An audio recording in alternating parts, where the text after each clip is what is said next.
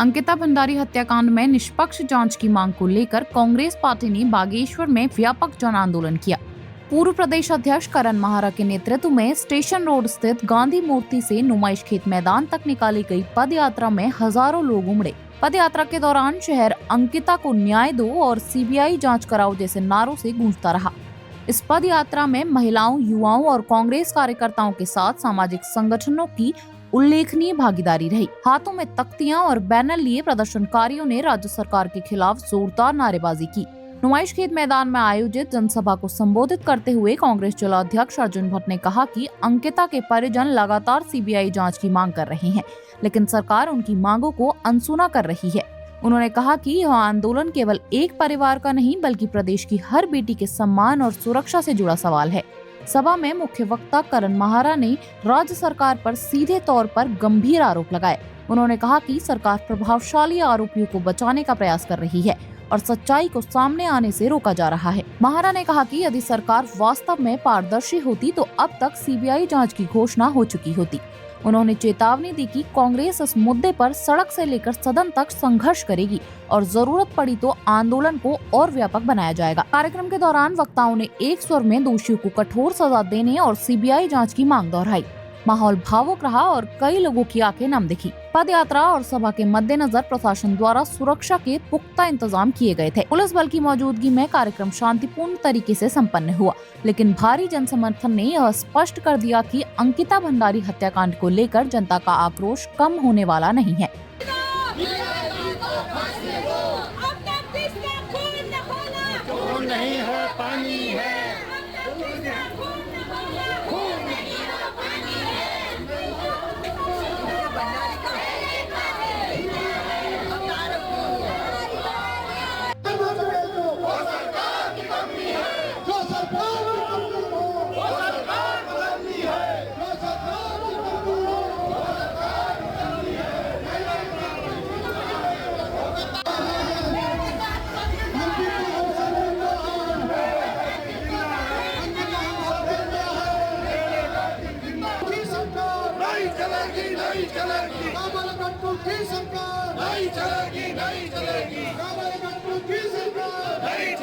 देखिए, पूरे प्रदेश में इस तरीके की यात्राएं निकल रही हैं। आज 3 साल से ज़्यादा का समय हो गया अंकिता भंडारी की जब मृत्यु हुई। आप सबको याद होगा, मैंने और मनीष खंडूरी ने पूरे गढ़वाल का परिभ्रमण किया था और उस समय भी भारतीय जनता पार्टी की महिला सदस्यों ने हमारे पुतले जलाए थे।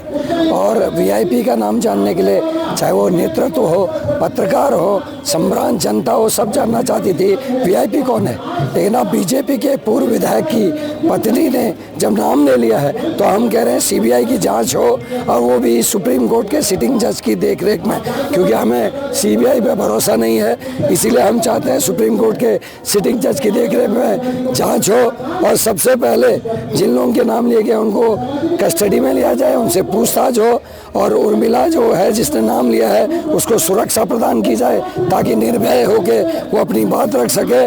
और प्रदेश के मुख्यमंत्री और प्रदेश की जो एक बिष्ट, जो रेणु बिष्ट है विधायक यमकेश्वर, दोनों से पूछताछ होनी चाहिए। क्योंकि पुलिस के पहले स्टेटमेंट में आपने देखा होगा, उसमें पुलिस ने ये कहा कि हमने मुख्यमंत्री के निर्देश पे डोजर चलाने का काम किया। और आप सब जानते हैं कि डोजर चला के आग लगाकर अंकिता के बिस्तर को स्विमिंग पूल में डालकर सारे फोरेंसिक जांच के जो तथ्य हैं उनको मिटाने का काम किया है। और सबूत मिटाना भी उतना ही बड़ा अपराध है जितना अपराध करना। तो धामी और रेणु बिष्ट दोनों से पूछताछ होनी चाहिए। और जिस पुलिस अधिकारी ने कमरे को वीआईपी बताया था उसके खिलाफ भी सख्त कार्रवाई होनी चाहिए। उल्टा चोर कोतवाल को डांटे, ऐसा है। 2 कहावतें हैं, एक तो मियां भाई कोतवाल तो डर काहेगा, क्योंकि डबल इंजन की सरकार है, बिना डरे काम हो रहा। गौतम को स्वेच्छा से आगे आगे कहना चाहिए मैं पूछताछ के लिए तैयार हूँ, और अगर कोई सबूत है तो मुझे जेल में डालो। अगर वो निर्भीक है, निर्दोष है, तो उसको सामने आने में क्या दिक्कत है, ये बताएं।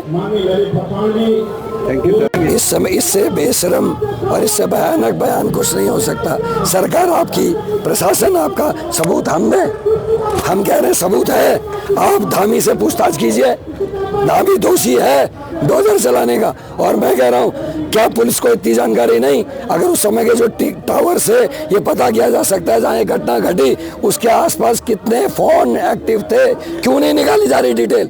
जिसके भी फोन वहाँ एक्टिव रहे होंगे वो वीआईपी होगा। और रेणु विश से पूछताछ होनी चाहिए कि रेणु विश को डोजर चलाने के लिए कहाँ से पहला फोन आया। आंदोलन तेज है और हम गांव-गांव तक ले जा रहे हैं, आम जनता तक इसको पहुंचा रहे हैं। और कांग्रेस अब जनता के द्वार है। बहुत सारे लोग आज कांग्रेस पे भी प्रश्न कर रहे हैं, क्या आज कर रहे हैं, लेकिन आप सारे पत्रकार इस बात के गवाह हैं।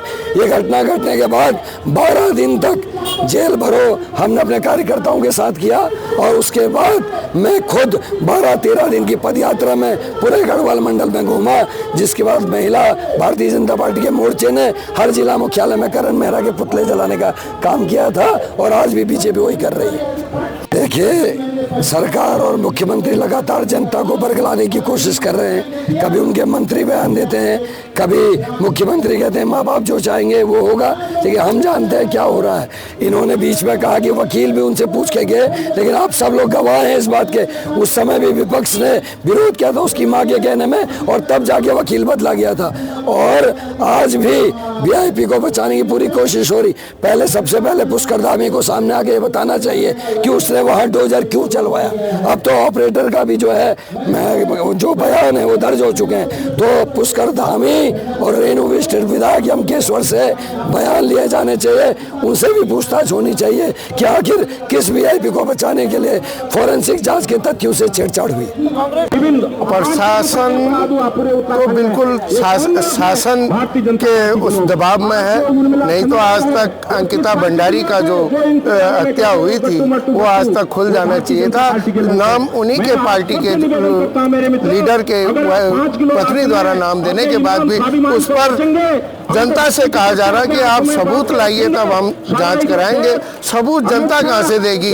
आप यदि उसमें नहीं है विलिप्त तो आप क्या कहते हैं अपना सीबीआई जांच क्यों नहीं करा रहे? सीबीआई जांच होनी चाहिए। जब तक सीबीआई जांच के आदेश नहीं होते और समय की पाबंदी नहीं होती कि हम इतने समय में इस जांच को पूरा करेंगे, तब तक हम कांग्रेस पार्टी पूरे अभी हम प्रदेश में इस आंदोलन का चला रहे हैं और ये आगे हम पूरे देश में चलाने का काम करेंगे इस आंदोलन।